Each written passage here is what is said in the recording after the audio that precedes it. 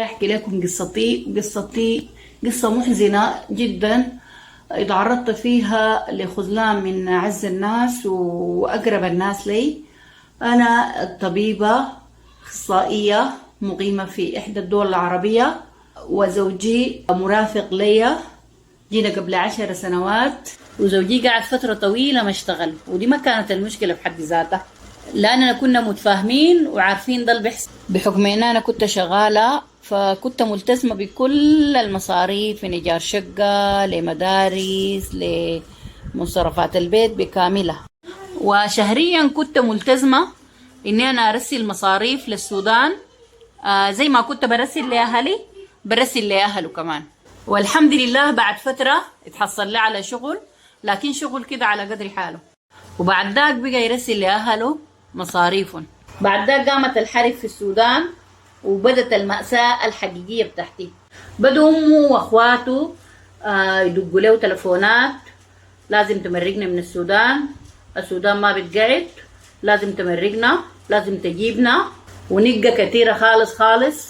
وما كذب عليكم، أنا في الحقيقة ما كنت دايرة جيتهم، لأنه حصلت مشاكل كتيرة كانت قبل الزواج وبعد الزواج، والحمد لله إني طلعت منهم، وحمدت الله كتير إني طلعت اختربتها. فالمهم ما كان عنده إمكانية يجيبون، أصر علي إني لازم أجيبهم وأساعده إن أجيب أمه وأخواته. وأنا كنت صريحة معه، لأنه المشاكل كانت بيناتنا كتيرة، وقلت له ما حنقدر نعيش في بيت واحد.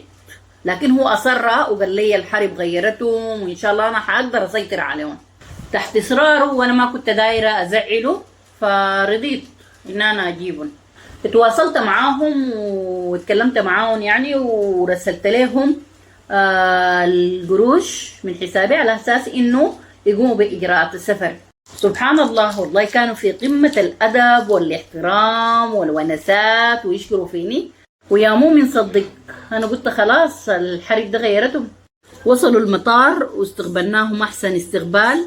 ثاني يوم عملنا لهم مناسبة، وعزمنا كل السودانيين اللي بنعرفهم في المنطقة. بعد شهر بالضبط كده قامت المعاكسات والمناقرات بيناتنا. أجي من الشغل ألقى البيت جاير والدنيا ما مرتبة.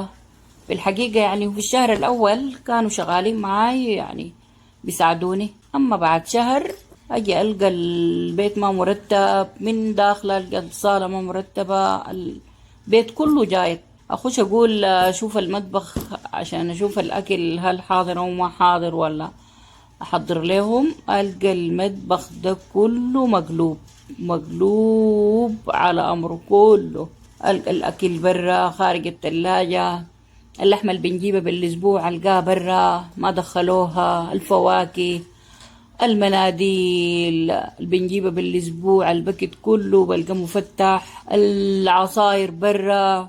وهم قاعدين في أمان الله برا في الصالة، أي زول ماسك موبايله واللي بيحضر في التلفزيون يحضر، والصوت عالي، فوضى فوضى فوضى. لكن أقول لهم في بيتي أعمل شنو يعني؟ أجي من الدوام مرهقة متعبة من طول الدوام في المستشفى، وأجي البيت أنظف أطبخ أحضر أي شيء في البيت. أنا حتى يعني أولادي بقيت ما بشتغل بيهم كتير، مهملة إهمال شديد، والمناقشات كترت والمشاكل كترت بيني وبين راجلي. قدر ما أقول له يعني بنشكي، البيت بقى في شكل كده يعني توتر ما طبيعي.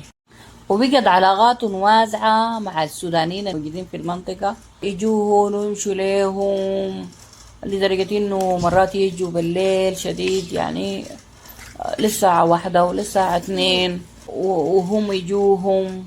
يعني مرات بيجي من المستشفى تعبانة ومرهقة، بلقى البيت ده كله مليان بالضيوف، جبنات، فشار وما أدراك وقعدات. هي القعدات ذاتها كلها عبارة عن قطيعة. حتى يعني غرفة نومي بلقاها مليانة، بشوف أطفالهم يعني كلهم تلقوهم حايمين فيها ومارقين. يعني ما بلقى راحتين نهائيا إلا لما يكونوا يطلعوا لك الساعة 1 والساعة 2. بقيت ما مرتاحة نفسيا، يعني نفسيا كده ما مرتاحة. إضافة لأنه المشاكل زادت بيني وبين زوجي، طلعاتهم وفي الضيوف اللي بيجوا إن أنا ما راجع راحتي في بيتي، فهو كان بيسمح كلامهم يعني في أي شيء بيسمح كلامهم، وبقول له يصبر يعني كلها الحرب بتنتهي هسه ما تعدي. والله عدينا سنة الآن، سنة الحرب لها سنة وهم قاعدين معاي للسنة دي قاعدين معاي، يعني السنة كاملة قاعدين معاي ولسه ما معروف الحرب تنتهي بتين، ما معروف الحرب تنتهي بتين ويرجعوا بتين. فأنا بقى يعني بيتي لا يطاق لا يطاق، أعمل شنو يعني؟ حتى يعني زوجي ذاته ما بخلوه يقعد معاي، طلعاتهم دي اللي بيطلعوها بيسوقوا معاهم، يجوا راجعين الساعة 2 يجوا راجعين الساعة 1. المهم بقوا يمشي معاهم، يعني طلعاتهم دي يعزموه ويمشي معاهم وخلوني أنا براي في البيت. مرات أجي راجعة من المستشفى ودوامي بدري، بقول مهما يكونوا هم قاعدين في بيتي فقوم أتونس معاهم، أخذ لي قاعدة معاهم، بعد أجي أقعد معاهم كده يقوموا يسمعوني انتقادات وكلام يعني ما في له داعي. فمثلا يقول لي انت ما مهتمة بأخونا وانت ما مهتمة بأولاده. اهتم كيف يا جماعة؟ انا اهتم كيف مدام بجي القى البيت مبشتن واجي من دوامي تعبانة؟ اهتم كيف مدام هم مالين له وراسه؟ بس الحمد لله مرت سنة وشهرين لسه هم في البرنامج بتاعهم، طلعاتهم ومناسباتهم، والناس لسه بتجي البيت وتطلع من البيت وصحباتهم في المنطقة زي ما قلت كان بيسوقوا زوجي معاهم المناسبات دي. هنا جات الطامة الكبرى. اتفاجأ يوم من الأيام عندي جارتي جاتني البيت بتسلم علي وتشوف أحوالي، قالت لي انت ما سمحتي؟ قلت لها سمحت شنو؟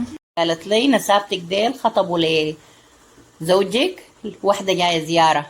بصراحة الدنيا ظلمت في وشي وكرعيني ما شالني، في أقرب كرسي قعدت فيه مشيت جارتنا دي وعلى طول طلعت الموبايل وعملت لهم تأشيرة خروج كلهم. بعد ذاك قعدت منتظراهم يجوا، وكالعادة يوم متأخرين وآخر ضحك ويتغامزوا لما شافوني، وزوجي دلاها جاي داخل معاهم وطوالي وقفتهم وقلت لهم حضروا شنطكم عشان حترجعوا السودان. دي تقول صبت فيهم مطرة، كلهم سكتوا من الصدمة، وبعد ذاك قبلوا علي دارين يشاكلوني. قلت لهم والله واحدة فيكم تقرب مني إلا أتصل بالشرطة وارميكم في الحبس انتوا وأخوكم.